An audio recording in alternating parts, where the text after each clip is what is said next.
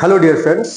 हम लोग देखेंगे कि किसी सर्किट के अंदर या फिर किसी वायर के थ्रू, क्योंकि सर्किट जो है वायर से ही बनता है, तो किसी वायर के थ्रू अगर वो वायर कंडक्टर है तो इससे कितना करंट फ्लो होता है और कितना चार्ज फ्लो होता है।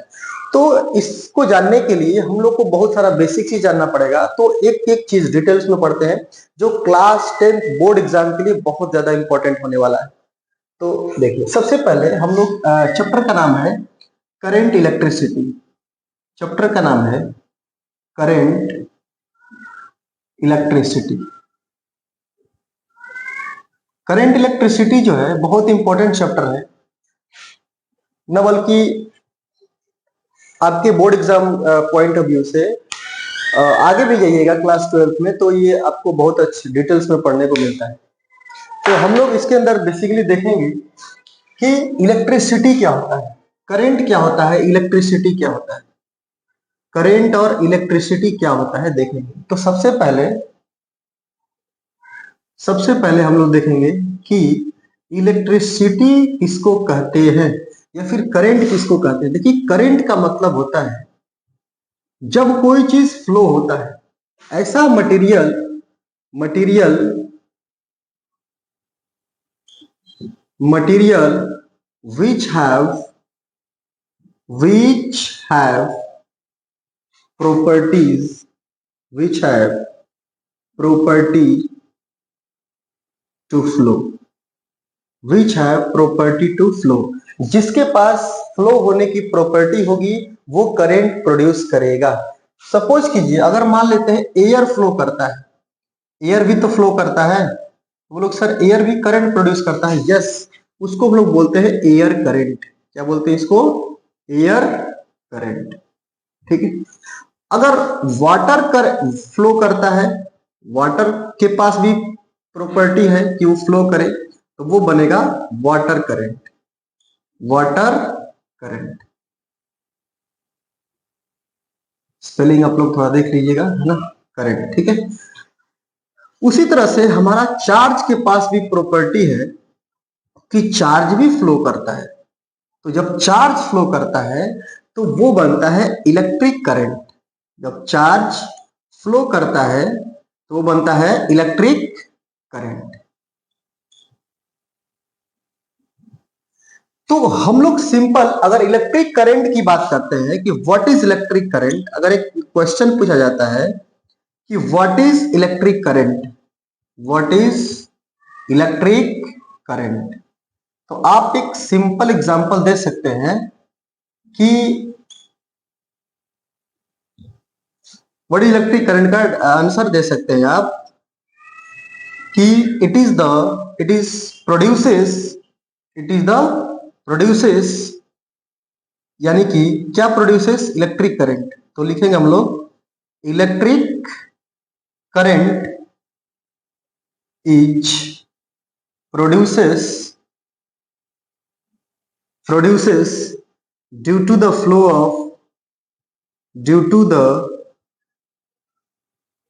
Of charges, due to the flow of charges. ठीक है।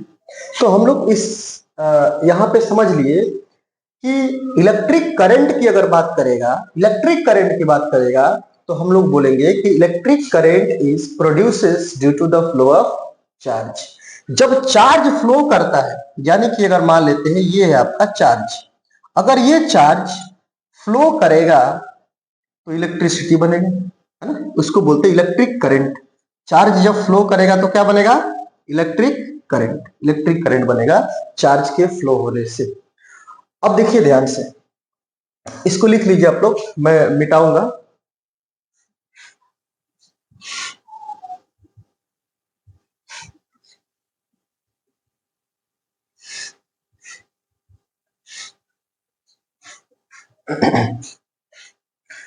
तो सबसे पहले समझते हैं कि चार्ज क्या होता है।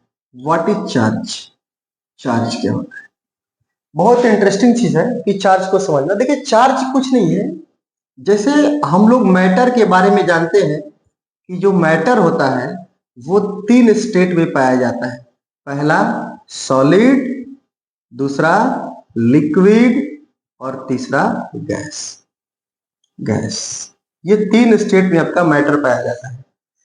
तो ये मैटर की प्रॉपर्टी चार्ज है। मैटर की प्रॉपर्टी क्या है? चार्ज। अगर मान लेते हैं कोई चीज मैटर है, चाहे सॉलिड फॉर्म में है, चाहे लिक्विड फॉर्म में है, और चाहे गैस के फॉर्म में है, अगर वो मैटर है तो उसके पास चार्ज हमेशा रहेगा। ये उसकी इनहेरेंट प्रॉपर्टीज है। बिना चार्ज का कोई भी मैटर नहीं हो सकता है, कोई भी मैटर एग्जिस्ट नहीं कर सकता जिसके पास चार्ज ना हो। और चार्ज के साथ साथ इस मैटर के पास मास भी होता है। तो मास से रिलेटेड जितना सारा हम लोग कंसेप्ट जो है, इसके मास के कारण जो ग्रेविटेशनल फोर्स जनरेट होता है उसको हम लोग पढ़ते हैं ग्रेविटेशनल चैप्टर में। ग्रेविटेशनल चैप्टर, ग्रेविटेशनल चैप्टर है ना। आपको 9th क्लास में भी थोड़ा सा है, 11th में मिल जाएगा और 12th में मिल जाएगा ग्रेविटेशन का चैप्टर, जिसके अंदर मास के बारे में स्टडी करता है कि एक मास बॉडी दूसरे मास बॉडी पे कितना फोर्स लगाता है, वो हम लोग पढ़ते हैं यहाँ पे ग्रेविटेशनल चैप्टर। तो अब हम लोग देखेंगे आगे, थोड़ा सा इसके बारे में हम लोग डिस्कस करेंगे, बहुत अच्छे से डिस्कस करेंगे। देखिए हम लोग चार्ज के बारे में फोकस करते हैं। चार्ज जो होता है, जैसे कोई मैटर है तो मैटर के पास मास भी है और चार्ज भी है। तो चार्ज जो होता है वो दो प्रकार का होता है। चार्ज जो होता है दो प्रकार का होता है। There are two types of charge, या हम लोग पहले चार्ज के बारे में लिख सकते हैं, it is the property of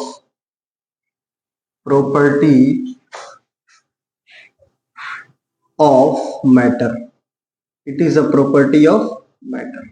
ये भी मैटर की प्रॉपर्टी है। अगर मान लेते हैं कोई भी मैटर है, चाहे सॉलिड के फॉर्म में है, चाहे लिक्विड के फॉर्म में है, चाहे गैस के फॉर्म में है, उन सबके पास चार्ज हो सकता है। ठीक है, तो चार्ज के बारे में हम लोग डिस्कस करते हैं कि चार्ज, ये तो समझ गए कि चार्ज होता कहाँ है। भाई चार्ज सबके पास है, जिस मतलब सारे मैटर के पास चार्ज है। देखिए कोई भी बॉडी होता है ना, कोई भी बॉडी है, वो बॉडी इनिशियली वो बॉडी न्यूट्रल रहता है। वो बॉडी कैसा रहता है? न्यूट्रल। अगर वो बॉडी न्यूट्रल है, कोई बॉडी न्यूट्रल है, तो न्यूट्रल होने का मतलब ये होता है कि number of electron equal to है नंबर ऑफ प्रोटॉन के। अगर मान लेते हैं कोई बॉडी न्यूट्रल है, इसका मतलब ये हुआ कि नंबर ऑफ इलेक्ट्रॉन और नंबर ऑफ प्रोटॉन बराबर है। ठीक है, तो चार्ज कैसे होता है? तो चार्ज देखिए कैसे होता है कि सपोज कीजिए, मान लीजिए एक बॉडी है। ठीक है, आपको एक सिंपल तरीके से समझा रहा हूं और अच्छे समझ में आ जाएगा, कोई दिक्कत नहीं। मान लेते हैं इसके पास ये न्यूट्रल है, मान लेते हैं ये इलेक्ट्रॉन, ये प्रोटॉन, ये इलेक्ट्रॉन, ये प्रोटॉन, ऐसे ऐसे बहुत सारे प्रोटॉन है और बहुत सारे इलेक्ट्रॉन है। सिमिलरली इस पे भी सेम चीज होगा, बहुत सारे प्रोटॉन होगा, बहुत सारे इलेक्ट्रॉन भी होगा, पॉजिटिव नेगेटिव नेगेटिव पॉजिटिव। ठीक है, इस तरह से बहुत सारे चार्ज, मान लेते हैं एक बॉडी है जिसके पास इतने सारे इलेक्ट्रॉन, इतने सारे प्रोटॉन।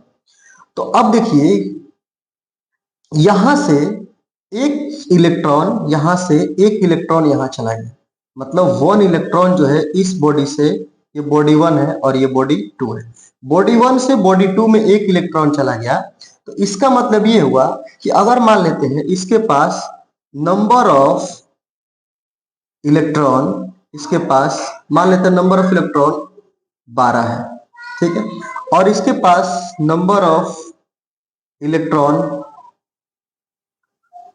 सपोज कीजिए मान लीजिए 16 है। ठीक है ना, तो अब एक इलेक्ट्रॉन यहां चला गया तो इसके पास इलेक्ट्रॉन कितना बचा? 11, और इसके पास इलेक्ट्रॉन क्या हो गया? एक आ गया, तो इसके पास हो गया 1 बढ़ करके 17 हो गया। तो अब देखिए यहां पर एक घट करके 11 हो गया और एक बढ़ करके 17 हो गया। तो हम देख सकते हैं यहाँ पे कि यहां से एक चार्ज बॉडी यहां गया है। तो अब देखिए ध्यान से, 11 इलेक्ट्रॉन और 11 प्रोटॉन को न्यूट्रलाइज कर देगा। सिमिलरली यहाँ पर भी 11 इलेक्ट्रॉन 17 प्रोटॉन 17 इलेक्ट्रॉन को न्यूट्रलाइज कर रहा था, लेकिन एक एक्स्ट्रा इलेक्ट्रॉन इसके पास हो गया, यानी कि इसके पास एक प्रोटॉन फ्री बच गया, क्योंकि number of electron number of proton बराबर थे। वहां से एक इलेक्ट्रॉन यहाँ चला गया, इसका एक प्रोटॉन फ्री हो गया, और यहाँ पर एक इलेक्ट्रॉन ज्यादा हो गया, यहाँ पर एक इलेक्ट्रॉन ज्यादा हो गया। इसलिए जो बॉडी 1 है, बॉडी 1, ये बॉडी 1 जो है ये पॉजिटिव चार्ज हो गया। ये बॉडी 1 क्या हो गया? पॉजिटिव चार्ज, और ये बॉडी 2 जो है वो हो गया नेगेटिव चार्ज। अच्छा, ये पॉजिटिव चार्ज और नेगेटिव चार्ज क्यों हुआ है? पॉजिटिव चार्ज नेगेटिव चार्ज क्यों हुआ है? क्योंकि इस बॉडी से एक इलेक्ट्रॉन यहां चला गया है। तो जब इस बॉडी से एक इलेक्ट्रॉन यहां चला गया है तो एक इसके पास एक्स्ट्रा प्रोटॉन हो जाएगा और इसके पास एक एक्स्ट्रा इलेक्ट्रॉन हो जाएगा। शुरुआत में क्या था, इसके पास इलेक्ट्रॉन की संख्या 12 थी, तो जब इलेक्ट्रॉन की संख्या 12 थी तो प्रोटॉन की संख्या भी 12 होगी। सिमिलरली इसी तरह से इस बॉडी के पास पहले इलेक्ट्रॉन की संख्या 16 थी, सपोज करते हैं हम लोग, तो प्रोटॉन की संख्या भी 16 होगी। लेकिन क्या हुआ कि यहाँ पर ट्रांसफर ऑफ इलेक्ट्रॉन हो गया, तो एक बॉडी से इलेक्ट्रॉन ट्रांसफर करके दूसरे बॉडी में चला गया, तो वो बॉडी पॉजिटिवली चार्ज हो जाती है, और जिसमें गया है वो बॉडी नेगेटिवली चार्ज बॉडी हो जाती है। इस तरह से यहाँ पर चार्ज बॉडी बन जाती है, यानी कि ये बॉडी क्या हो गई, अब चार्ज बॉडी हो गई। तो आपने देखा कि ये चार्ज जो हुआ है वो, ये जो बॉडी है चार्ज हुई है वो दो प्रकार से चार्ज हुई है, एक पॉजिटिव और दूसरा नेगेटिव। तो हम लोग देखेंगे इसके अंदर कि जो आपका चार्ज है वो दो प्रकार से होता है। चार्ज कितने प्रकार से होता है?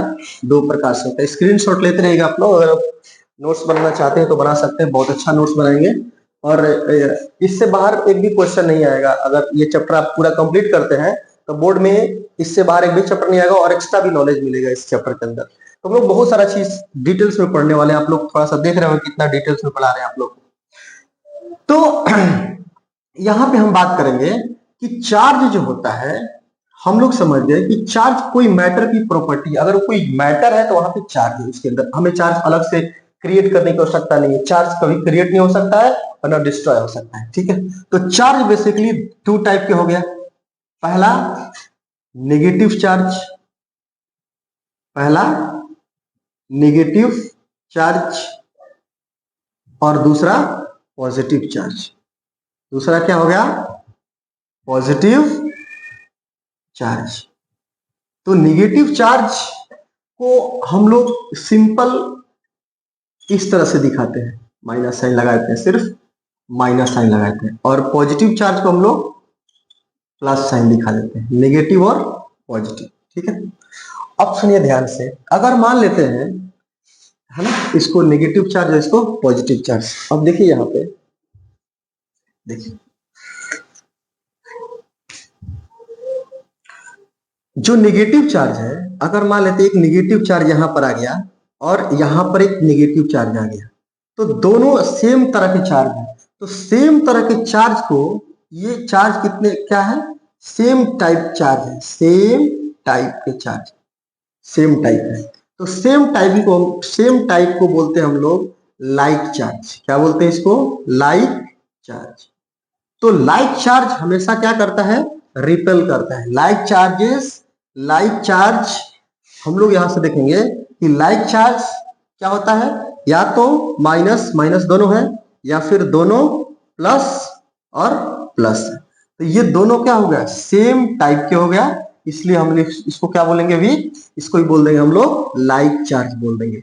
तो लाइक चार्ज जो होता है हमेशा क्या करता है? एक दूसरे को रिपल करता है। क्या होगा कि अगर मान लेते हैं ये 1 है और ये 2 है, तो 1 क्या करेगा? 2 को धक्का देगा ऐसे, और 2 जो है 1 को इधर धक्का देगा ऐसे, दोनों एक दूसरे को रिपेल करेंगे। सिमिलरली ये वाला चार्ज इस चार्ज को इधर धक्का देगा और ये वाला चार्ज इस चार्ज को इधर धक्का देगा। तो दोनों यहां पर रिपल्सन फोर्स क्रिएट कर रहे हैं। क्या कर रहे हैं? रिपल्सन। तो रिपल्सिव फोर्स लग रहे हैं यहां पे, यानी कि हम बोल सकते हैं कि like charge repel each other. Like charge repel each other. Like charges हमेशा क्या करती है? रिपेल करती है। सिमिलरली अगर हम एक अपोजिट चार्ज लेकर आते हैं, मान लेते हैं यहां पर प्लस लेकर आ गए और यहाँ पे माइनस लेकर आ गए, या यहाँ पर माइनस लेकर आ गए और यहाँ पे प्लस लेकर आ गए, तो यहां पर देखिएगा दोनों ही कंडीशन में ये ऑपोजिट चार्ज है। दोनों कंडीशन में कैसा चार्ज है? ये ऑपोजिट चार्ज। तो ऑपोजिट चार्ज क्या करेगा? ये जो प्लस चार्ज है इलेक्ट्रॉन को अपनी तरफ खींचेगा, और जो माइनस चार्ज है प्रोटॉन को अपनी तरफ खींचेगा। सिमिलरली ये निगेटिव चार्ज जो है प्रोटॉन को अपनी तरफ खींचेगा और प्रोटॉन जो है निगेटिव को अपनी तरफ खींचेगा। तो यहां पर इसको बोलते हैं force of attraction. Force of attraction. तो जो फोर्स ऑफ अट्रैक्शन होता है वो ऑपोजिट चार्ज के बीच में होता है। तो हम लोग बोल सकते हैं कि ऑपोजिट चार्ज या फिर अनलाइक चार्ज, इसको क्या बोलेंगे हम लोग? Unlike charge. इसको, ये ऑपोजिट चार्ज को हम लोग क्या बोलेंगे? Unlike charge. ठीक है, तो हम लोग एक थ्योरी क्रिएट करेंगे यहां से कि unlike charge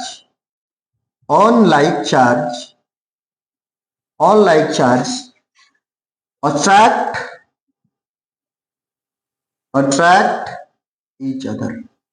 unlike charge attract each other, यानी कि अनलाइक चार्ज क्या कर रहा है? हमेशा अट्रैक्ट कर रहा है। ठीक है, अनलाइक चार्ज हमेशा क्या कर रहा है? अट्रैक्ट कर रहा है और हमेशा अट्रैक्ट भी करता है। तो हम लोग समझ गए कि करंट इलेक्ट्रिसिटी बनता है चार्ज के फ्लो होने के कारण। चार्ज क्या होता है? किसी मैटर की प्रॉपर्टी होता है। अगर कोई मैटर है तो उसके पास चार्ज है। चार्ज दो प्रकार के होता है, नेगेटिव चार्ज और पॉजिटिव चार्ज। सेम चार्ज मतलब प्लस प्लस या minus minus minus, plus plus या माइनस माइनस। सेम चार्ज होगा तो उसको बोलेंगे लाइक चार्जेस। लाइक चार्जेस क्या करेंगे? हमेशा रिपल्सन करेंगे, यानी कि लाइक चार्जेस क्या करते हैं? Repel each other, while unlike charge are attract each other.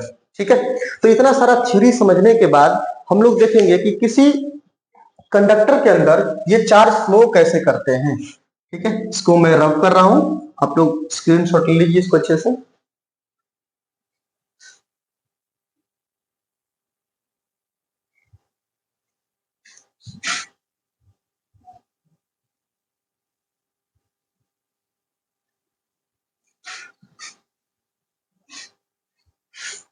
देखिए, जैसे सपोज कीजिए, मान लीजिए हमारे पास एक कंडक्टर है। ये हमारे पास कंडक्टर, थोड़ा क्रॉस सेक्शन थोड़ा मोटा बना रहे हैं ताकि आपको समझ में आए। अब ये कंडक्टर है, तो कंडक्टर के पास बहुत सारे फ्री इलेक्ट्रॉन होते हैं, है ना? बहुत सारे excess amount of free electron होते हैं, है ना? फ्री इलेक्ट्रॉन का मतलब होता है, देखिए, फ्री इलेक्ट्रॉन फ्री इलेक्ट्रॉन का मतलब होता है the electron present in the outer most orbit. मान लेते हैं, हम फ्री इलेक्ट्रॉन के बारे में बात करते हैं। जैसे मान लेते हैं सोडियम, अगर लेते हैं सोडियम, तो सोडियम के एक एटम के अंदर इलेक्ट्रॉन की जो संख्या होती है वो 11 होती है और प्रोटॉन की संख्या भी 11 होती है। तो अगर हम इस सोडियम का स्ट्रक्चर बनाए तो सबसे पहले तो एक इस तरह से एटम बनाते हैं और ये एटम के बीच में एक न्यूक्लियस बनाते हैं और इस न्यूक्लियस के अंदर टोटल 11 प्रोटॉन प्रेजेंट रहेंगे। 1 2 3 4 5 6 7 8 9 10 11। ठीक है, ये हमारे प्रोटॉन है जो सोडियम के प्रोटॉन है और ये न्यूक्लियस के अंदर रहते हैं। उसके बाद फर्स्ट ऑर्बिट में आप लोग इलेक्ट्रॉनिक कॉन्फ़िगरेशन थोड़ा बहुत पढ़े होंगे क्लास 8 में। तो पहले ऑर्बिट में इलेक्ट्रॉन को भरने के लिए हम लोग 2n² के मल्टीपल में रखते हैं। तो n की वैल्यू यहां से 1 रखिएगा, तो यहां पर n की वैल्यू 1 रखने से रिजल्ट हमारा 2 आता है। n की वैल्यू 1 से रिजल्ट हमारा क्या आता है? रिजल्ट हमारा क्या आता है? 2 आता है। तो फर्स्ट ऑर्बिट में देखिए यहां पर एक इलेक्ट्रॉन और ये दूसरा इलेक्ट्रॉन। देखिए, अगर हमें सेकेंड ऑर्बिट में भरना है, तो सेकेंड ऑर्बिट के लिए n की वैल्यू हम लोग 2 रखेंगे। तो जब n की वैल्यू 2 रखेंगे तो हमारा जो रिजल्ट है वो निकल कर क्या आएगा? 8। तो दूसरे ऑर्बिट में 8 इलेक्ट्रॉन आएंगे। 1 2 3 4 5 6 7 8। इस तरह से 2 और 8 ये इलेक्ट्रॉन फिल हो गए। अब यहाँ पे देखिए, ये लास्ट ऑर्बिट इसका ले लेते हैं। तो लास्ट ऑर्बिट में इसके पास सिर्फ और सिर्फ एक इलेक्ट्रॉन ही रह जाएगा जो कि फिल होना बाकी है। ठीक है, तो एक इलेक्ट्रॉन ये हमारा बच गया। अब आउटर मोस्ट ऑर्बिट में कम से कम 8 इलेक्ट्रॉन का रहना अनिवार्य है। अगर एक इलेक्ट्रॉन नहीं रहेगा तो वो स्टेबल नहीं कहलाएगा। तो 8 इलेक्ट्रॉन रहने के लिए 7 इलेक्ट्रॉन इसको चाहिए, जो 7 इलेक्ट्रॉन किसी से गेन नहीं कर सकता है। तो लास्ट ऑर्बिट में जितने भी इलेक्ट्रॉन बचेगा वो हमारा कहलाएगा फ्री इलेक्ट्रॉन कहलाएगा। तो ये इलेक्ट्रॉन हमारा क्या कहलाएगा? Free electron. ठीक है, फ्री इलेक्ट्रॉन, फ्री इलेक्ट्रॉन। इस तरह से जो कंडक्टर होते हैं, कंडक्टर के पास बहुत सारे फ्री इलेक्ट्रॉन होते हैं, और वही फ्री इलेक्ट्रॉन यहां पे अगर हम, एक कंडक्टर है इसके पास बहुत सारे ऐसे फ्री इलेक्ट्रॉन, बहुत सारे ऐसे फ्री इलेक्ट्रॉन। लेकिन ये फ्री इलेक्ट्रॉन फ्लो होने के लिए, अगर इनको फ्लो होना है तो सबसे पहले इनको एनर्जी देनी पड़ेगी। क्या देनी पड़ेगी? Energy.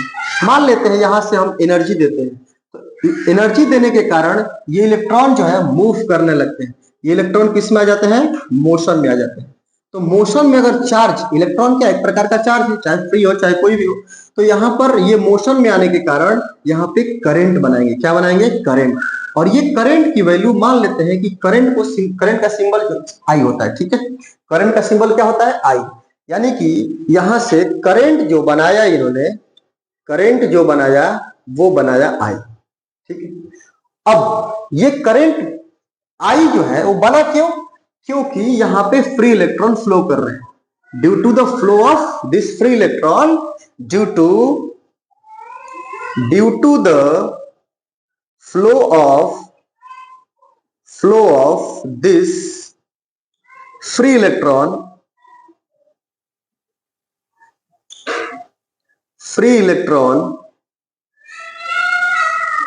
current is produced, electric current is produces, electric current is produces। यहां पर इलेक्ट्रिक करंट प्रोड्यूस होगा, यहां पर इलेक्ट्रिक करंट प्रोड्यूस होगा। इतना समझ में आने के बाद देखिए, ये आपको हम समझाए हैं कि आप लोग थोड़ा बहुत पढ़े होंगे पहले कि ये आउटर मोस्ट ऑर्बिट में कैसे इलेक्ट्रॉन रहते हैं। ठीक है, तो देखिए अगर एक इलेक्ट्रॉन है तो अपने इलेक्ट्रॉन को लूज कर देंगे, दो रहेंगे तो भी लूज कर देंगे, तीन रहेंगे तो भी लूज कर देंगे।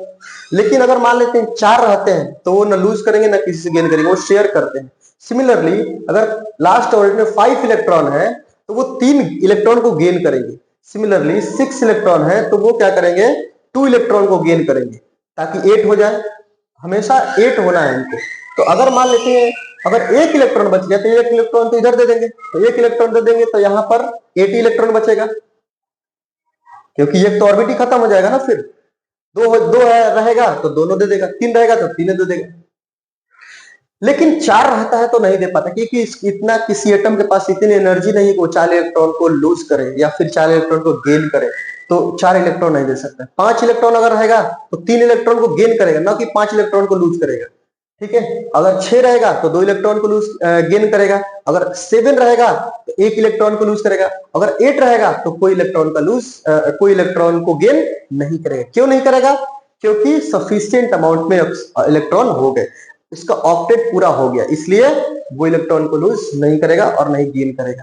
तो जिसके लास्ट ऑर्बिट में 8 इलेक्ट्रॉन होते हैं उनको हम लोग बोलते हैं, क्या बोलते हैं? उनको नोबल गैस बोलते हैं। क्या बोलते हैं? Noble gas. ठीक है, ठीक है, तो इसको नोट कर लीजिए। उसके बाद हम लोग देखेंगे कि ये करंट जो है वो प्रोड्यूस हो गया है। करंट प्रोड्यूस कितना हुआ है? आई हुआ है। करंट प्रोड्यूस कितना हुआ है? आई।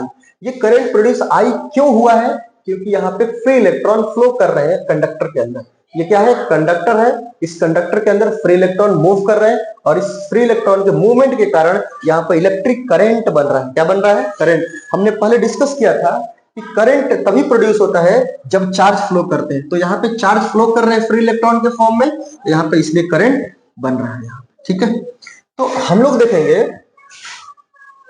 देखेंगे कि यहाँ पे करंट, एक कंडक्टर के अंदर ये करंट तो फ्लो, ये इलेक्ट्रॉन तो फ्लो कर रहे हैं, लेकिन जब इलेक्ट्रॉन फ्लो कर रहे हैं तो क्यों कर रहे हैं? तो देखिए यहां से ध्यान से, जैसे मान लेते हैं एक हमारे पास, फिर से हम वायर बनाते हैं, यहाँ पे, और ये वायर जो है एक बैटरी के साथ कनेक्ट कर देते हैं।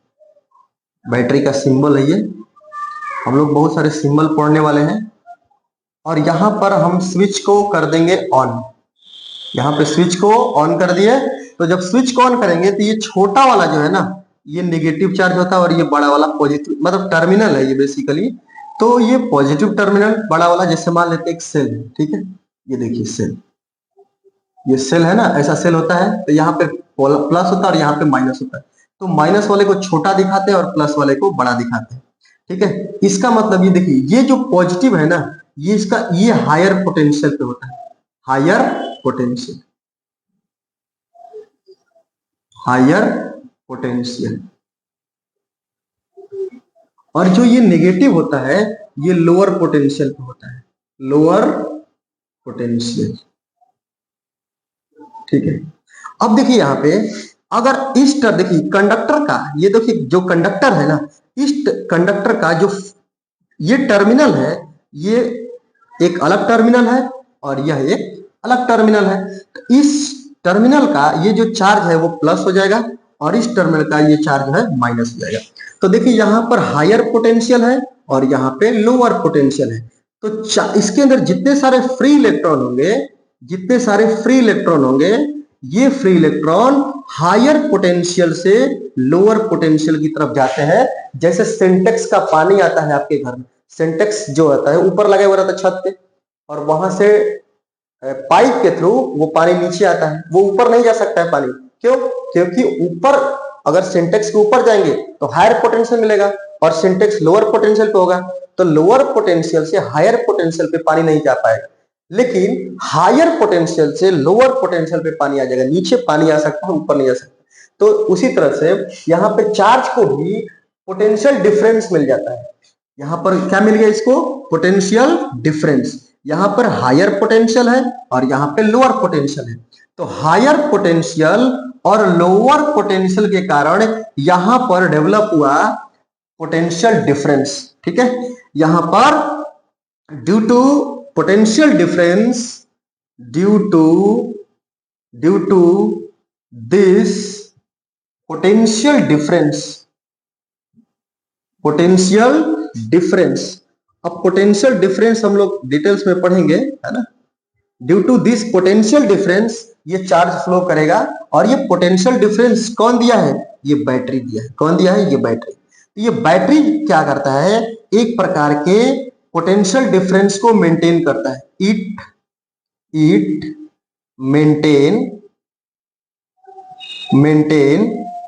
Potential difference, it maintain potential difference. ठीक है, अब इसी पोटेंशियल डिफरेंस के कारण ये चार्ज फ्लो करेगा, और चार्ज फ्लो करेगा तो यहाँ पे आई करंट बनेगा। क्या बनेगा?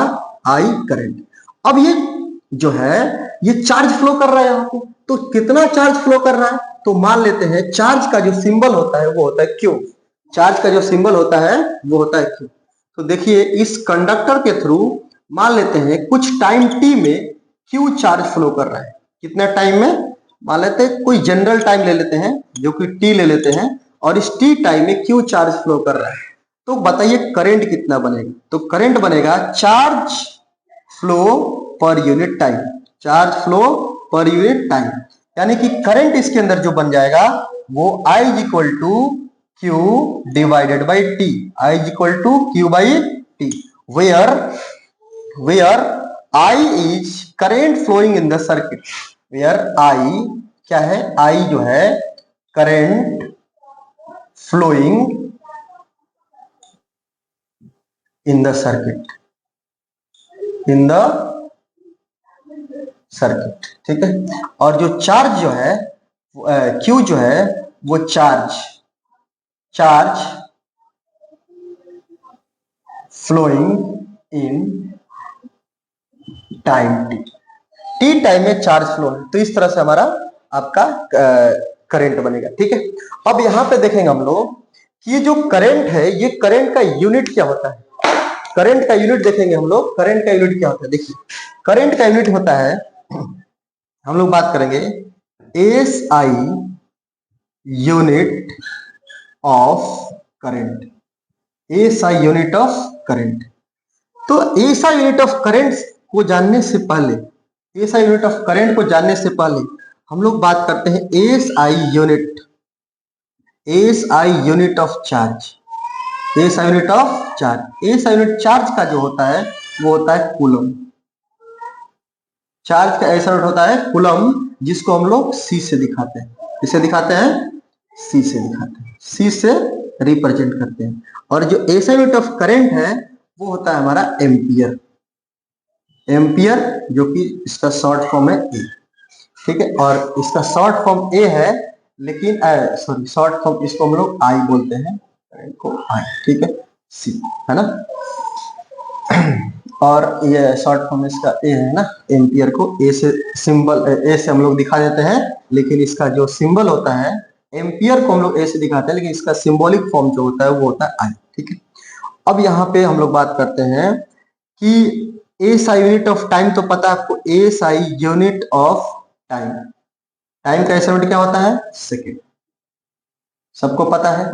तो यहां पर देखिए आई इज इक्वल टू क्या है, क्यू बाई टी है, I is equal to Q by T है। क्यू का एसआई यूनिट क्या होता है, कूलम, यानी कि कूलम, और टाइम का एसआई यूनिट क्या होता है, सेकेंड, मतलब S.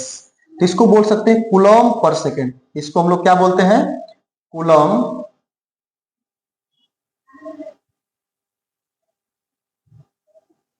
Coulomb per second, coulomb per second, है ना। तो एसआई यूनिट ऑफ करंट जो हो गया, एसआई यूनिट ऑफ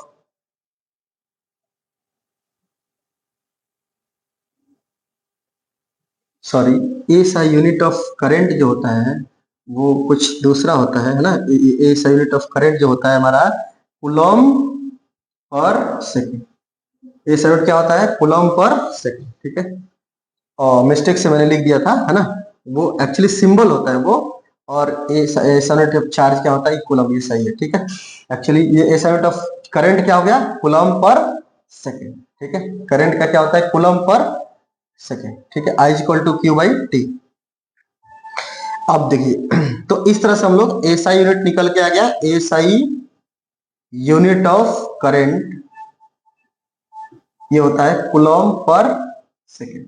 इसको लिखने का तरीका देखिए और है, इसको ऐसे लिख सकते हो कूलम पर सेकेंड, और इसको ऐसे भी लिख सकते हैं coulomb second inverse, coulomb second to the power -1, इसको बोलते हैं कूलम सेकेंड इनवर्स, है ना, इनवर्स ऐसे बोल सकते हैं इसको, कोई दिक्कत नहीं, नोट कर लीजिए इसको।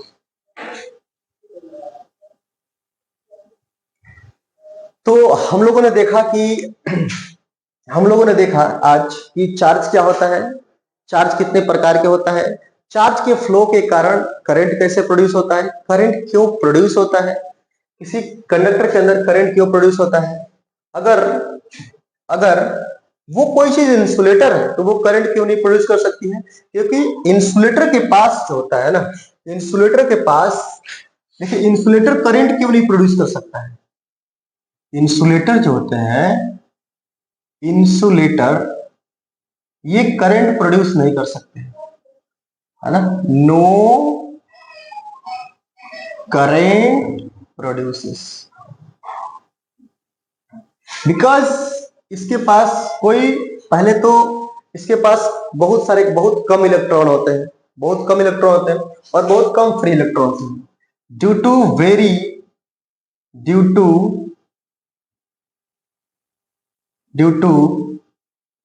Very minimum amount of free electron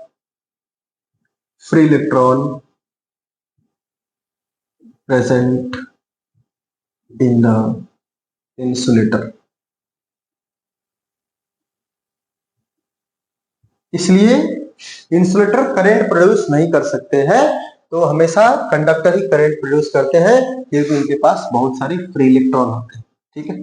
तो आई होप आप लोग को बहुत अच्छा लगा होगा वीडियो, और ऐसे वीडियो के लिए, है ना, आप हमें फॉलो कीजिए, देख लीजिए, ठीक है, क्योंकि ऐसे ऐसे बहुत सारे इंफॉर्मेटिव वीडियो आप लोग के लिए लाएंगे हम, और पूरा क्लास 10 का कोर्स कंप्लीट करेंगे हम लोग इसी माध्यम से, ठीक है। और कोई भी क्वेश्चन हो आप कमेंट बॉक्स में आप डाल सकते हैं क्वेश्चन, हम आपके क्वेश्चन का इंतजार करेंगे और 100% उसका रिप्लाई भी करेंगे।